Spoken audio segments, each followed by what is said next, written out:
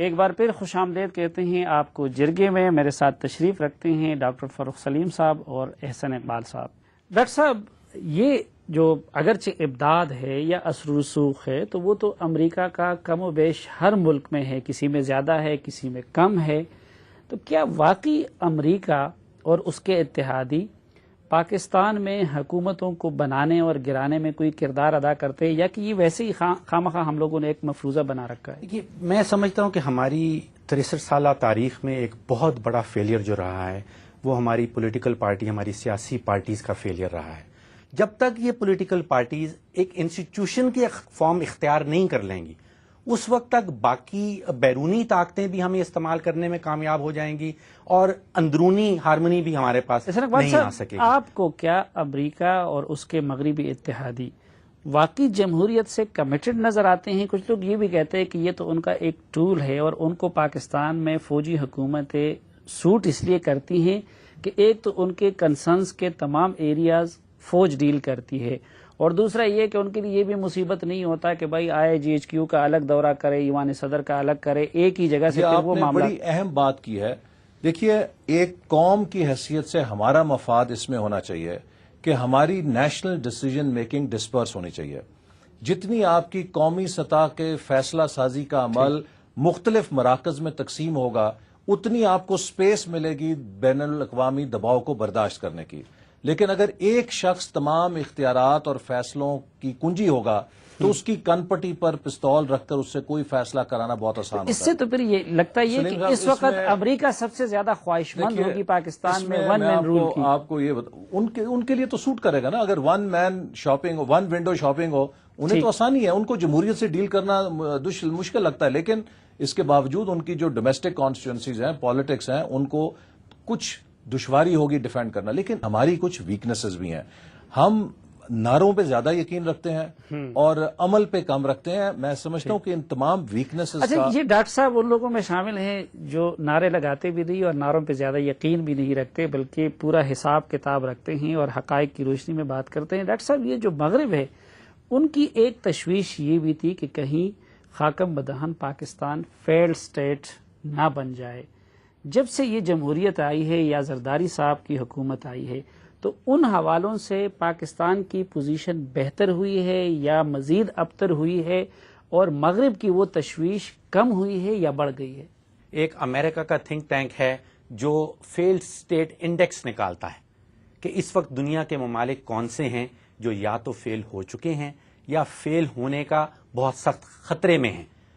تو جو پچھلے سال کا فیلڈ اسٹیٹ انڈیکس ہے اس میں پاکستان نمبر 10 پہ آیا ہے.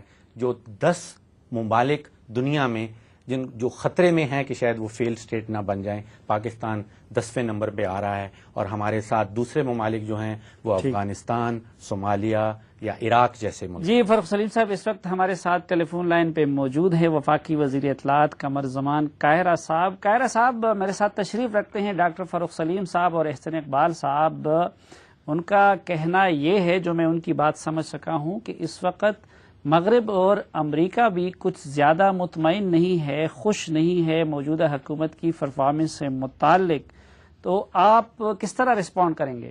صافی صاحب، جہاں تک تعلق پرفارمنس کا ہے، اٹس اے ریلیٹو ٹرم. کون کس حوالے سے پرفارمنس سے متفق نہیں ہے یا مطمئن نہیں ہے. فرسٹ جو ہماری پرفارمنس کا ایکچوئل اظہار ہونا ہے یا جن کو ہم پہلے جواب دے ہیں وہ تو پاکستان کے لوگ ہیں.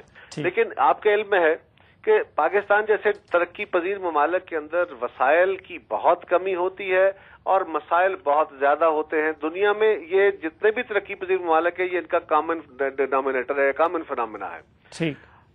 اس کا ریفلیکشن ایک تو آپ ہیں کہ آپ کہتے ہیں کہ گورنمنٹ جو ہے اس کی پاپولیرٹی بڑی خراب ہے، اس کا امپریشن بڑا خراب ہے.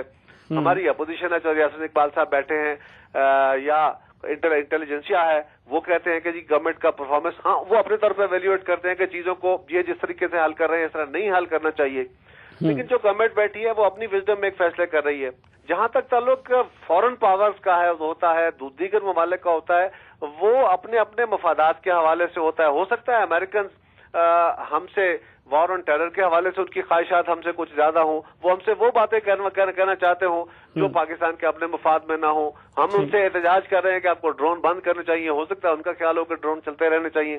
ہم کہہ رہے ہیں کہ جی اگر آپ کے ہیلی کاپٹرز پاکستان کی باؤنڈری کراس کریں گے یا پاکستان کے اندر آپ کا کوئی بوٹ اترے گا تو وہ ہمارے لیے قابل قبول کسی صورت میں بھی نہیں. لیکن خیر صاحب، میرے مہمانوں نے آج جو بات کی ہے اس میں سے امریکہ یا مغرب کی ناراضگی کا یہ ایک فیکٹر بھی انہوں نے نہیں بتایا. انہوں نے بیڈ گورننس اور حکومت کی جو پرفارمنس ہے اس سے متعلق بات کی ہے، لیکن نہ مجھے سے باعث جرنلسٹوں کی بات کرتے ہیں، نہ فاروق سلیم صاحب جیسے تجزیہ نگاروں کی بات کرتے ہیں، اور نہ احسن اقبال صاحب جیسے اپوزیشن کی بات کرتے ہیں.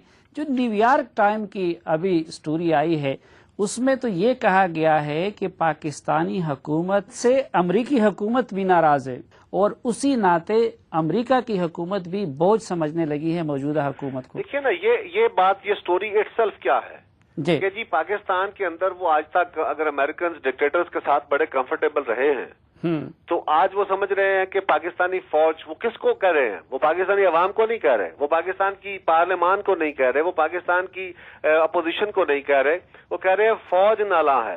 تو یہ ان کا ایک خاص اپنا لکھنے والے کا مائنڈ سیٹ ہے، اس کا اپنا اوپینین ہے، یہ گورنمنٹ کا اوپینین نہیں ہے. سوال اتنا صرف ہے کہ اس کے پاس بیس کیا ہے. ایک سٹوری لکھی گئی ہے نا، اس سٹوری کی ریفلیکشن کوئی کس جگہ سے اس نے کہا کہ جی فلاں انڈیکیٹر مجھے ظاہر کرتا ہے کہ یہ ایسا ہے.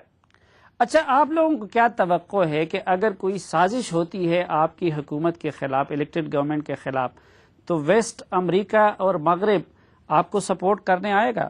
دیکھیے دنیا میں کوئی کسی کو سپورٹ کرنے نہیں آتا، حتمی فیصلہ پاکستان کے اپنے لوگوں نے کرنا ہوتا ہے. میں نے بار بار کہا نا، گورنمنٹ پاکستان کے اندر کسی کی بھی ہو، ملکوں نے اپنے مفادات دیکھنے ہیں، وہ اپنے مفادات کے تحت چلیں گے. وہ پاکستان کے ساتھ، اس ریجن کے ساتھ اپنے انٹرسٹ دیکھیں گے. دنیا میں ملکوں کے دوست نہیں ہوتے، افراد دوست ہوتے ہیں. ملک اپنے اپنے مفاد، اپنے اپنے اسٹریٹجک انٹرسٹ دیکھ کے چلتے ہیں. قاہرہ صاحب، کیا براہ راست بھی امریکیوں نے حکومت تک، آپ لوگوں تک اپنی ناراضگی یا مایوسی کنوے کی ہے؟ اور یہ جو ایک خبر باہر آئی ہے کہ زرداری صاحب نے اس روز اجلاس میں اپنے ساتھیوں سے کہا ہے کہ امریکہ ان سے ناراض ہے.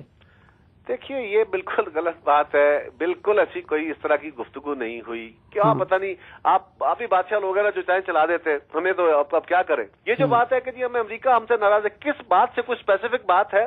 ناراض بھی ہے، ہمارے ساتھ بھی ہے، ناراض بھی ہے، ہمیں پیسے بھی دے رہا ہے، ناراض بھی ہے، ہمارے ساتھ وار آن ٹیرر میں بھی ہے.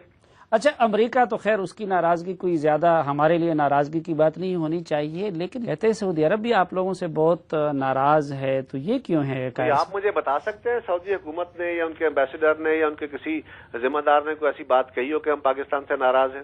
یہ ایک پرسپشن ہے، وہ آپ کہہ لیں، وہ میں کہہ لوں، وہ یاسین اقبال کہہ لیں، وہ کوئی اور بندہ کہہ لے کہ جی سعودی عرب ناراض ہے.